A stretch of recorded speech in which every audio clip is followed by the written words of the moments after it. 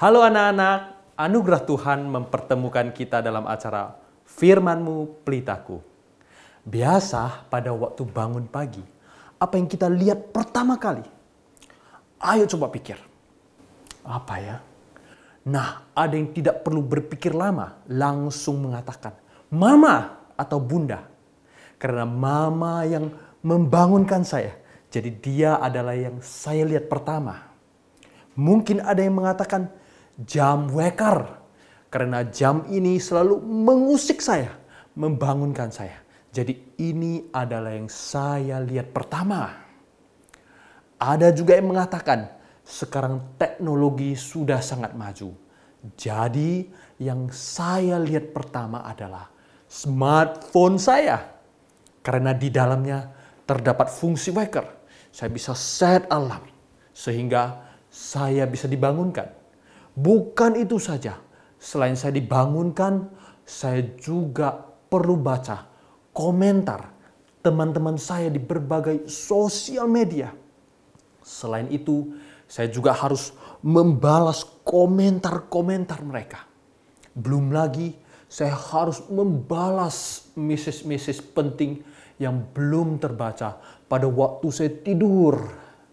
Kemudian dilanjutkan dengan nonton video-video, lihat gambar-gambar yang lucu, menarik, bahkan menegangkan dari orang-orang yang kirim.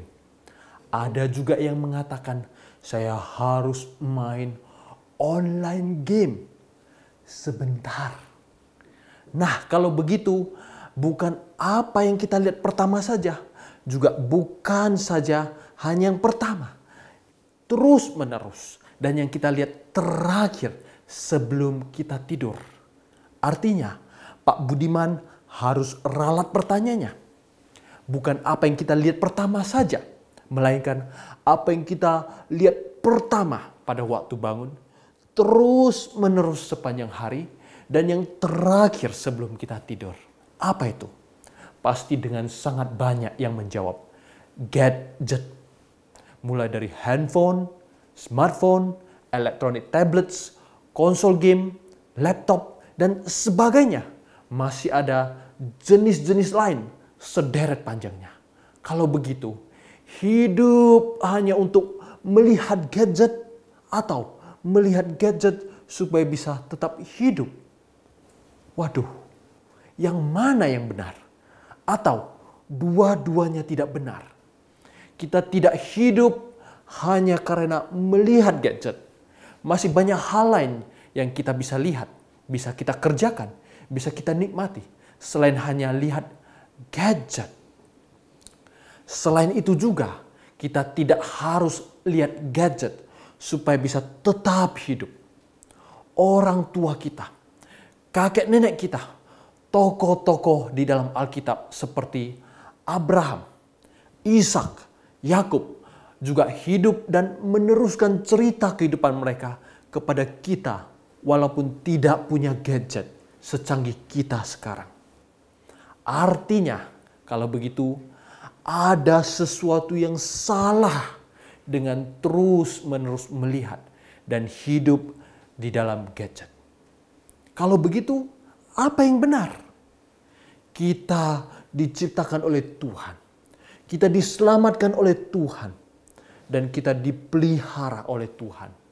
Dan kita seharusnya melihat dan hidup di dalam Tuhan. Jadi, seharusnya kita bangun pagi-pagi, pertama-tama, terus-menerus sepanjang hari. Dan yang terakhir sebelum kita tidur adalah Tuhan sendiri.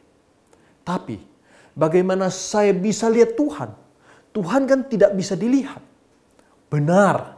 Tuhan tidak bisa kita lihat dengan mata jasmani kita. Tetapi bukan demikian dengan mata rohani kita. Artinya apa?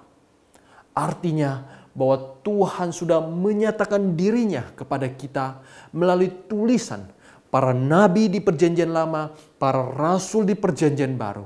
Sehingga kita bisa melihat Tuhan melalui firman-Nya. Kita bisa mengenal Tuhan lewat membaca firman-Nya, merenungkan firman-Nya. Tetapi ada yang mungkin berpikir dalam hati, tapi firman Tuhan saya sudah baca, tapi tidak mengerti. Firman Tuhan saya sudah baca, tidak semenarik gadget. Main gadget lebih memuaskan, lebih menarik, lebih asik. Nah, benar tidak gadget lebih menarik, lebih memuaskan, lebih asik? Coba pikir, misalnya, berapa puas sih kita setelah main game yang satu, kita akan terus main game tersebut dan tidak tukar-tukar lagi dengan game yang lain. Atau setelah kita main satu level atau mencapai sebuah skor atau capai kepada ranking tertentu, apakah kita sudah puas? Tidak. Kita mau main lagi, mau main terus untuk mencapai apa yang kita sudah capai. Atau apa yang teman kita sudah capai, saya mau melewati dia. Misalnya yang lain, apakah setelah kita jawab komentar seseorang di dalam, apakah setelah kita sudah menjawab komentar, kita sudah menunggu orang membalas komentar kita, apakah kita sudah puas? Kita akan menunggu komentar yang lain. Mungkin kita akan membalas komentar yang kurang penting dengan hal-hal yang seharusnya kita lakukan. Kita akan nunggu dan kita akan balas. Dan kita akan nunggu lagi dan kita akan balas lagi. Sampai akhirnya dari seluruh komentar yang panjang yang kita sudah capai, apa sih? Apa yang kita peroleh sampai pada akhirnya? Sampai pada akhirnya kita hanya sadar bahwa kita sedang memboroskan waktu kita. Kita tidak menjadi lebih pintar, tidak lebih berpengalaman, tidak lebih berpengetahuan, tidak lebih berbijaksana. Kita hanya membalas lebih banyak komentar. Ranking kita lebih tinggi dalam game. Itu saja. Kita akhirnya tidak memperoleh apa-apa. Karena itu bukanlah kepuasan yang sesungguhnya. Kepuasan yang sesungguhnya hanya di dalam Tuhan yang sudah menciptakan kita, menebus kita, dan yang memelihara kita. Oleh sebab itu pemazmur mengatakan, lalukanlah mataku daripada melihat hal yang hampa. Hidupkanlah aku dengan jalan-jalan yang kau tunjukkan. Berarti pemazmur tahu ada hal-hal yang dalam hidup ini adalah hampa, yang tidak penting. Dengan demikian maka kita tahu bahwa ada hal yang penting, yang kurang penting, dan yang tidak penting sama sekali. Pemazmur mengatakan hal yang tidak penting ini sebagai hal yang hampa, yang tidak punya nilai, yang sia-sia yang kita lakukan. Sesuatu yang hanya membuang tenaga, waktu, pikiran kita untuk sesuatu yang kosong. Sehingga kita harus pikir, ini bukan masalah puas atau tidak, menarik atau tidak, asik atau tidak. Tetapi apa yang penting, apa yang tidak. Selain soal penting, firman Tuhan dikatakan memberi hidup. Hidupkanlah aku dengan jalan-jalan yang kau tunjukkan. Kita bisa terus hidup karena ada hal yang menarik, yang asik, yang berarti, yang penting, yang puas. Hal ini dikarenakan firman Tuhan yang bisa menghidupkan kita itu adalah firman yang menarik, yang asik, yang berarti, yang penting dan yang memuaskan. Sehingga salah besar apabila kita mengatakan firman Tuhan tidak menarik, tidak puas, tidak asik.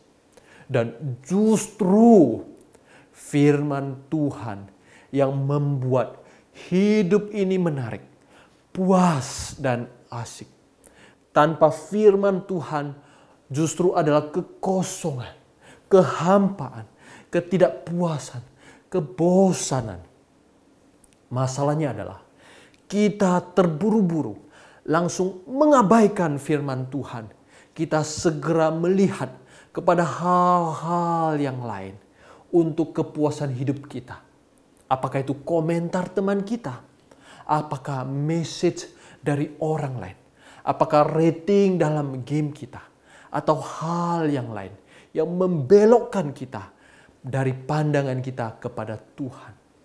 Kita perlu kesabaran dan ketekunan untuk mencicipi firman Tuhan, membacanya, merenungkannya, memikirkannya, membuatnya berarti dalam hidup kita, membuatnya berkaitan dalam hidup kita. Kita melihat bagaimana firman Tuhan mengubah hidup kita, mengoreksi kesalahan kita. Firman Tuhan mendorong kita untuk hidup benar. Firman Tuhan yang menghidupkan kita. Firman Tuhan yang mengarahkan kita seperti yang Tuhan mau. Dengan demikian, maka kita menikmati kepuasan dan juga kita dipimpin oleh firman Tuhan. Karena kita milik Tuhan.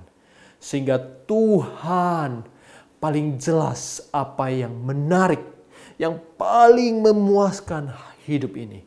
Sehingga tidak pernah salah. Apabila kita melihat dan hidup di dalam jalan Tuhan. Tidak pernah ada penyesalan untuk orang yang dipimpin hidupnya oleh Tuhan melalui firman-Nya. Karena di dalamnya terdapat kenikmatan senantiasa.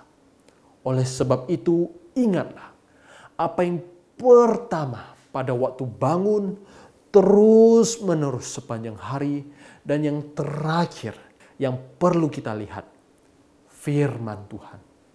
Lalukanlah mataku daripada melihat hal yang hampa.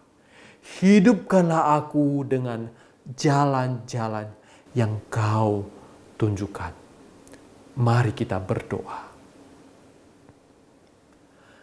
Bapa di surga, kami sudah mendengar firman-Mu. Lalukanlah mata kami dari melihat hal-hal yang tidak perlu pada masa kami kecil ini. Sehingga kami tidak memboroskan, menyia-nyiakan apa yang perlu bagi hidup kami. Tolong kami melihat akan firman-Mu, merenungkannya, dan bagaimana firman Tuhan yang mengkoreksi hidup kami. Sehingga kami hidup di dalam jalan Tuhan. Pimpin setiap kami. Dalam nama Tuhan Yesus Kristus kami berdoa. Amin. Sampai jumpa kembali anak-anak dalam episode berikutnya. Firman-Mu, pelitaku. Tuhan memberkati.